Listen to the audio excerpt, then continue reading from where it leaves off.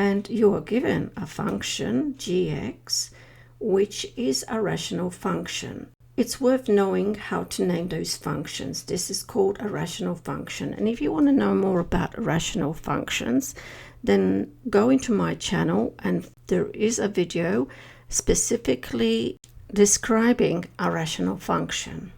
Firstly, we're asked to find what gg5 is. This is what we call a composite function, and there are various ways of writing composite functions. You may be familiar, for instance, in seeing it written in this way, where function f and we have another function g here, can be written as function with a little circle gx, or it may be written as a function and then brackets and a function within. And basically what it really means, it means that the function gx, okay, is sent through to fx. So we need to calculate gx first, and then the results of that we insert into fx. Now in our case we do not have fx, we've got gx and gx, so we're going to be looking at finding the result of 5 in g, and then that result once again into that function g. So first of all, we'll find what g5 is by inserting 5 into the variable x. We have 2 times 5 plus 5 over 5 minus 3. And that is 15 over 2. And there's no restrictions on how you write this, so you may want to do it as 7.5. And if I use 15 on 2, I shall get, this allows me to cancel the 2 and the 2 together, and that is now 15 plus 5 is 20 over, and 7.5 take away 3 is going to give me 4.5, and this could either be written as 40 on 9 or just 4.4. And mark will be given only for this particular version or 4.4. So when we speak of the range, we refer to all the y values.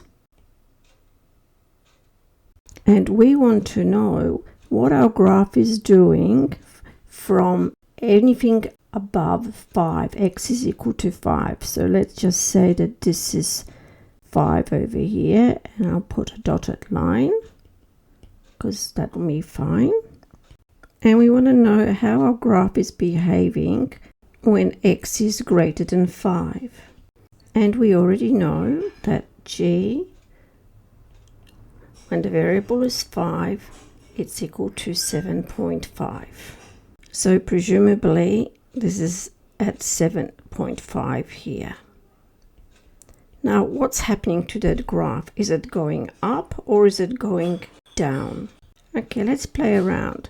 What if I insert 6 into the value of that? I will get then something like 5.6666. That's lower, so it seems to me as if my range is going down.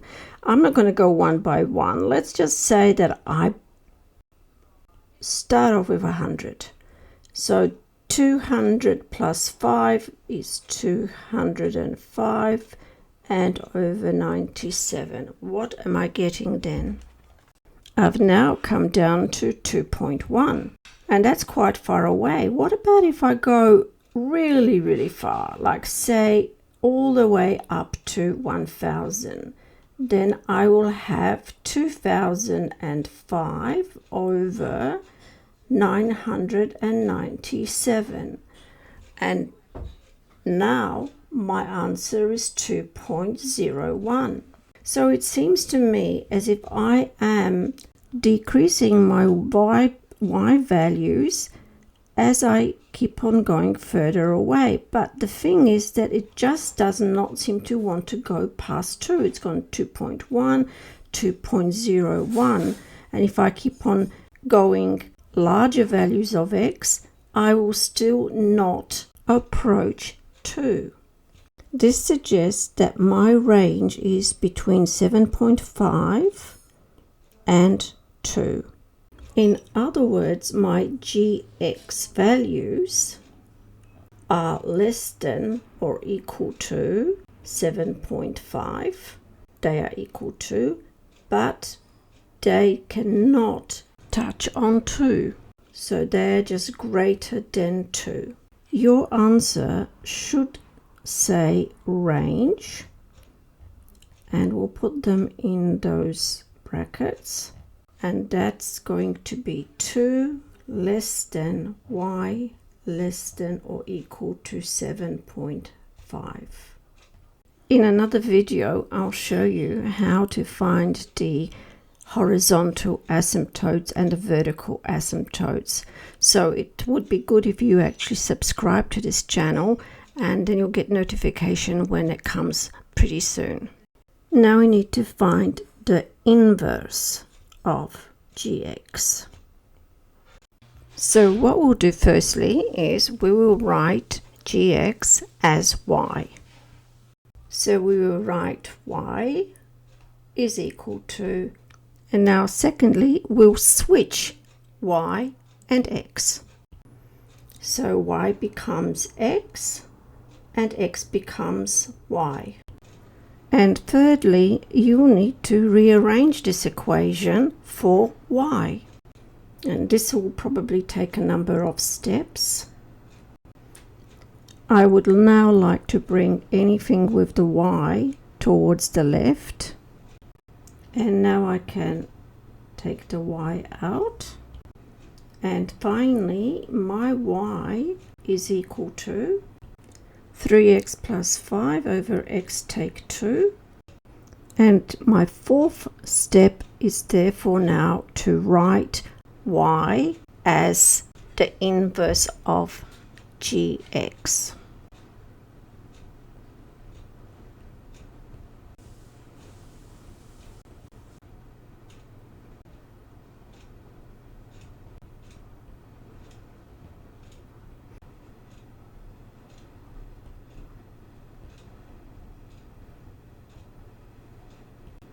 So that my inverse is 3x plus 5 over x minus 2. But now we must state its domain, as it says above here. And when you do an inverse, the domain becomes the range, and the range becomes the domain. So if the range of gx is this, then the domain of the inverse of gx will be 2 less than, but we exchange the y with the x, 7.5. I would just like to show you what it actually looks like. The inverse is usually a reflection in the y equals x line. So for instance, if I had gx, which looks like this, then my reflection in it would be in green over here. And this is why you might see that the domain is equal to the range of the inverse. Okay, if you have any topic that you want me particularly to go through, then please let me know, write it down in the comments, and I will endeavor to give you a very quick response.